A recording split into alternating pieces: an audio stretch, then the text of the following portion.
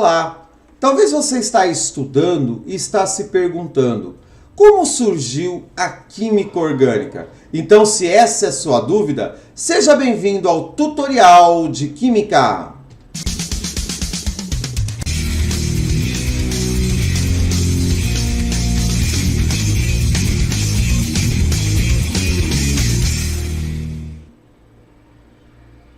Olá, tudo bem?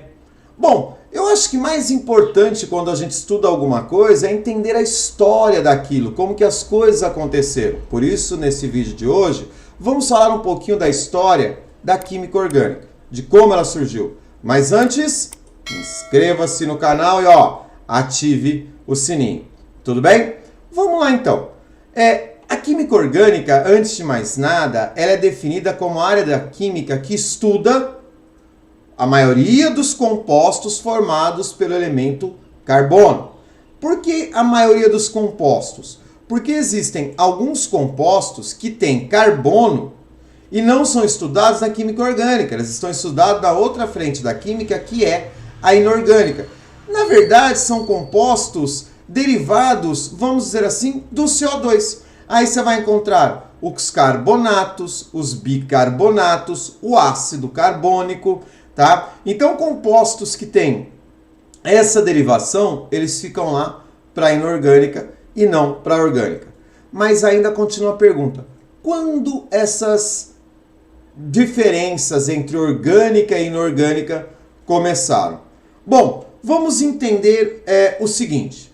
Os compostos orgânicos, eles sempre foram conhecidos. Aqui 3 exemplos: sabão de cinzas, o álcool, alguns corantes que eram extraídos da natureza. Então, antes de Cristo, séculos antes de Cristo, o homem já conhecia os compostos orgânicos. Só que aí o homem associava os compostos orgânicos à natureza. Vale lembrar que a primeira classificação de tudo que se tinha na natureza era nesses 3, digamos, reinos: animal, vegetal e mineral. Então, lógico, se eu estou trabalhando com algo que eu trago da natureza, então se pensa o quê? Que os compostos orgânicos vêm de animal e vegetal. Então, os compostos orgânicos são aqueles que vêm de organismos. É daí que vem o termo orgânico, de organismo. Em 1777, tá? Torben Bergman, foi o cara que propôs essa divisão.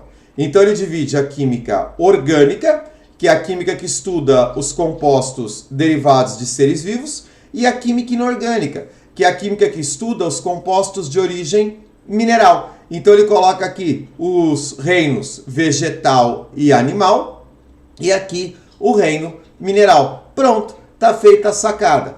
Só que, já logo depois dessa divisão, um francês chamado Lavoisier, você já ouviu falar dele, né, o pai da química, começou a observar que a maioria que os compostos aqui colocados como orgânicos tinham carbono, mas nada conclusivo ainda.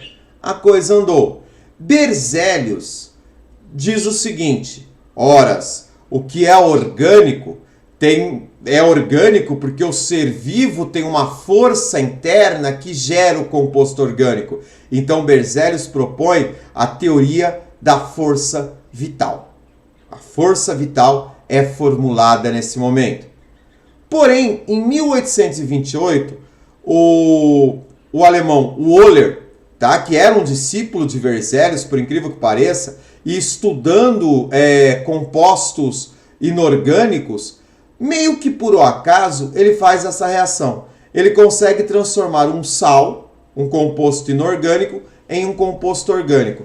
Só para você ter uma ideia, demorou mais ou menos 1 ano para perceberem o que o Wöhler havia feito. Porque na época, na verdade, o que ele estava estudando era a mesma estrutura de fórmula do cianato de amônio e da ureia. Mesma quantidade de nitrogênio, hidrogênio, oxigênio e carbono, o que já se conhecia na época como isômeros, ok? Mas é o primeiro passo para quê? Para cair a ideia da teoria da força vital.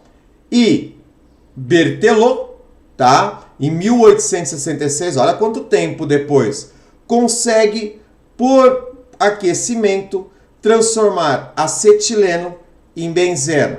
Benzeno, que naquele momento era conhecido, você sabe, né? O benzeno, anel aromático, aroma, tá? Então era conhecido da onde? De substâncias derivadas de ser vivo.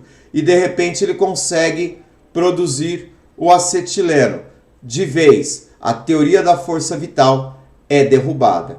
Bom, se eu consigo, a partir de substâncias inorgânicas, produzir orgânicas, não tem mais por que dividir a química em química do ser vivo e química do ser inanimado. Então, em 1858, Kekulé propõe uma nova definição, tá? E a definição que é aceita até hoje, a de que química orgânica é a parte da química que estuda os compostos de carbono. Então, a definição de Kekulé é a definição que utilizamos até hoje.